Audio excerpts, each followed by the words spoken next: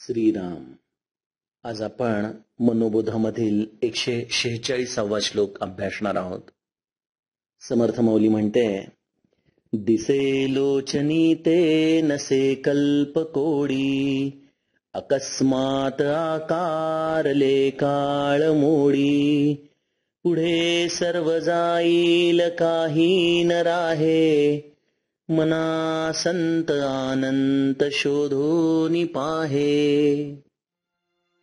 मना संत अनंत शोधोनी पाहे या अंतिम चरणाच्या आधाराने समर्थ ज्या आत्मज्ञानाचा अभ्यास आपल्याकडून या मनाच्या श्लोकांद्वारे करून घेत आहेत, त्यातील पुढील 5 श्लोकांमध्ये या मना संत आनंत शोधोनी पाहे या अंतिम चरणाच्या आधाराने या आत्मज्ञानाचं विस्तृत विश्लेषण आपण अभ्यासणार आहोत.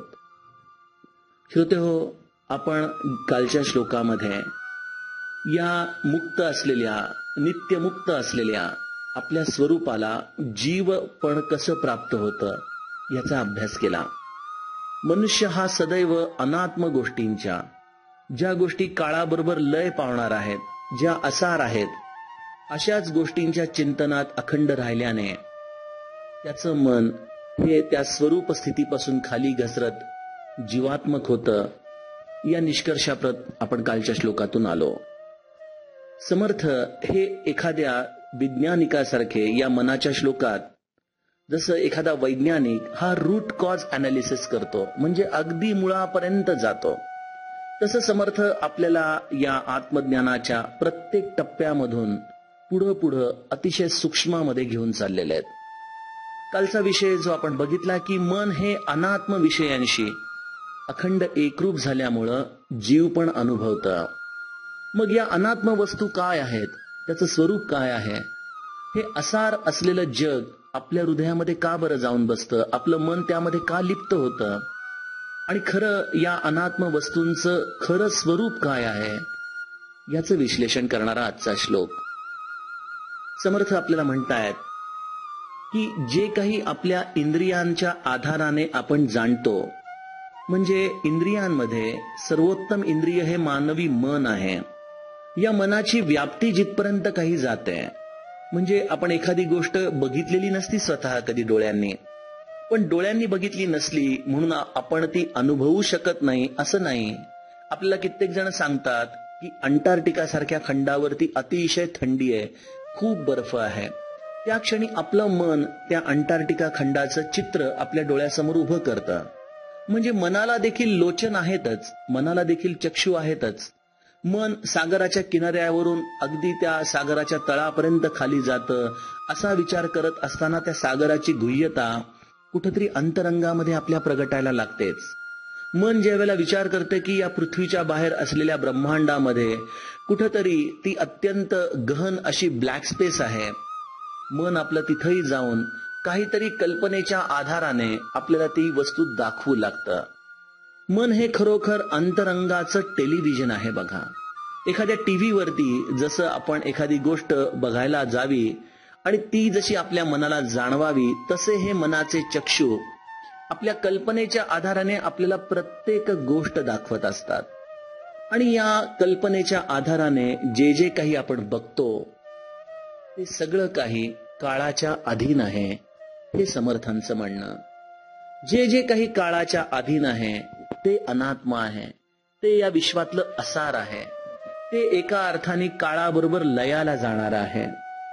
आणि हे काळाबरोबर लयाला जाणारं एक ना एक दिवस कुठल्या ना कुठल्या तरी क्षणी विघटन पावतं, मोडलं जातं, आणि त्यामध्ये लिप्त झालेल्या मनुष्याच्या हातामध्ये काहीही राहत नाही. त्यामुळं समर्थ इथं काकुळतीने म्हणतात की हे मना, तू काय कर, तू स्वतः देखील अशाश्वत देह धारण करूनच आलेला आहेस ना, पण या अशाश्वत देहाच्या आधाराने काहीतरी शाश्वत आपल्या पदरामध्ये पाडून घे. त्यामुळे ते आपल्याला म्हणतायत की मना संत अनंत शोधोनी पाहे. इथं हा संत हा शब्द सच्चिदानंद, सत या रूपाने वापरलेला आहे. म्हणजे या जगातलं जे काही शाश्वत आहे ते तू या मानवी जीवनामध्ये मिळव, हा श्री समर्थांचा आपल्या मनाला एक प्रकारे केलेला आर्जव. श्रोतेहो, आपण मुंबई पुण्यासारख्या शहरांमध्ये बघतो प्रत्येकाचं आयुष्य हे घड्याळांच्या काट्यांवर चालतं. अगदी आपली लोकलची वेळ असो की ऑफिसची वेळ, जेवणाखाण्याची वेळ असो की घरी परतण्याची वेळ, प्रत्येक ठिकाणी आपली तगमग या घड्याळाच्या काट्यांना मिळवण्याची, त्या घड्याळाच्या काट्यांपर्यंत पोहोचण्याची चाललेली असते. आपण बघतो की एकामागोमाग एक हे क्षण सरतायत, ते घड्याळाचे काटे फिरतायत आणि या घड्याळाच्या काट्यांच्या बरोबर फिरता फिरता मनुष्य देखील संपूर्णपणे अस्थिर झालाय, विसरून गेलाय तो स्वतःला. परवाच एका प्रसिद्ध संगीतकाराचं अतिशय सुंदर गाणं ऐकत होतो, दमलेल्या बाबाची कहाणी.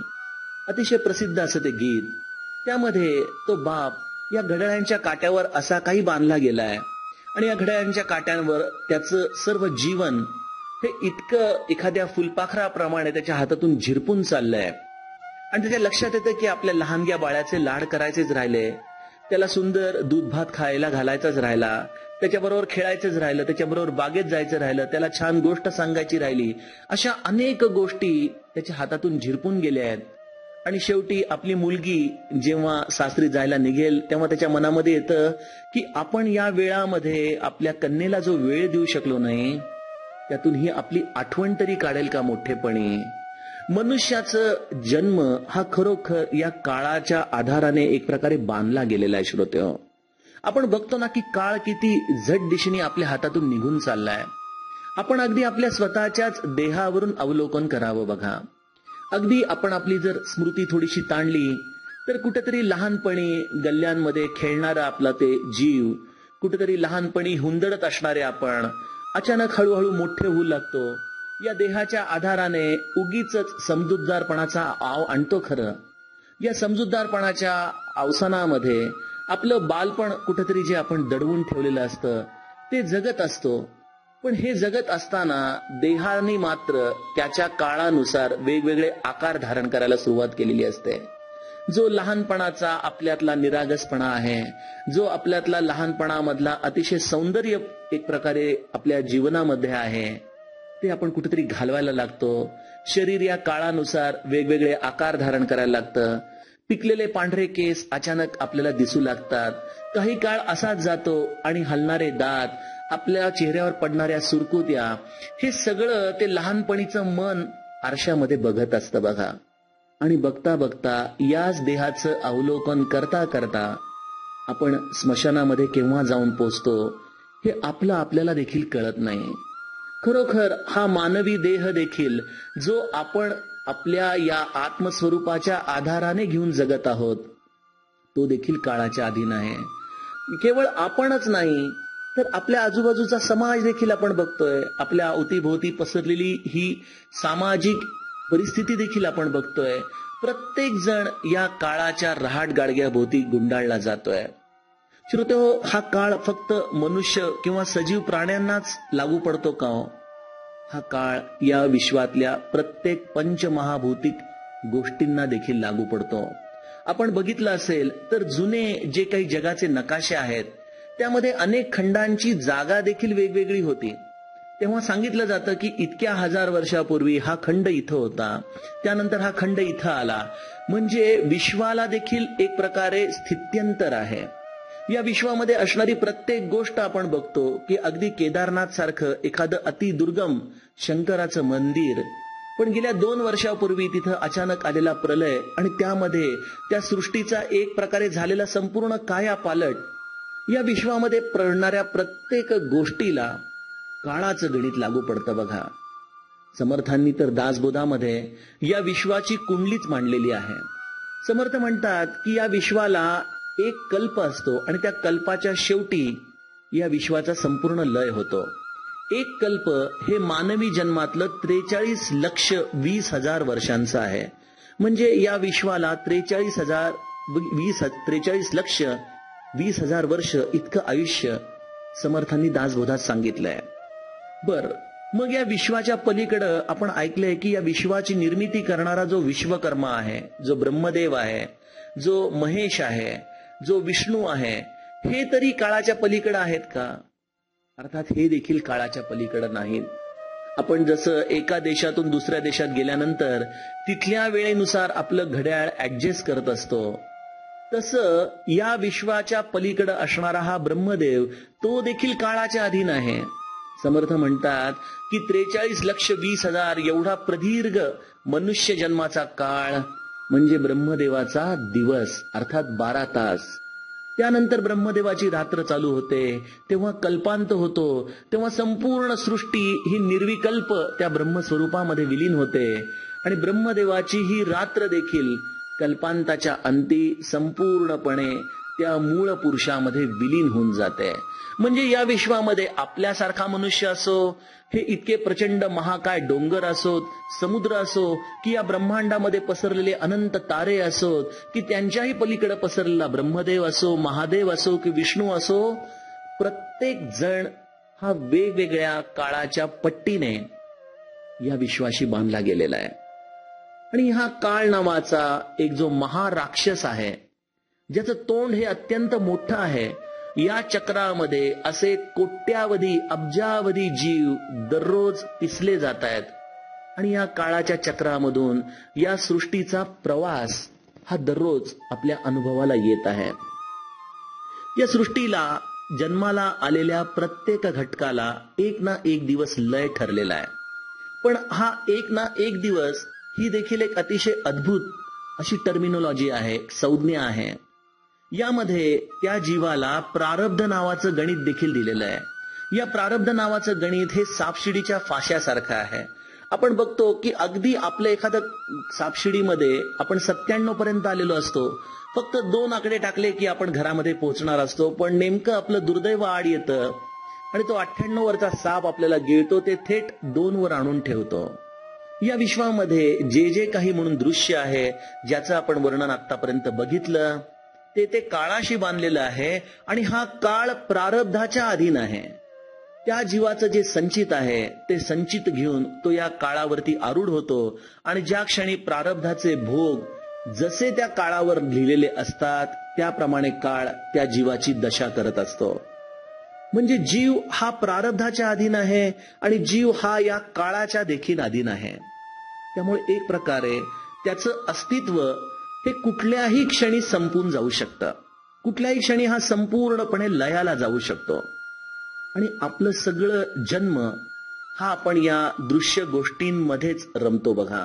आपली मुलं बाळं, आपला घरदार, आपलं संसार, आपली गाडी, आपला बंगला, आपले पैसे, आपलं जे जे काही म्हणून आहे ते सगळं या दृश्य जगामधलंच आपण आपल्या हृदयामध्ये सामावून ठेवत असतो.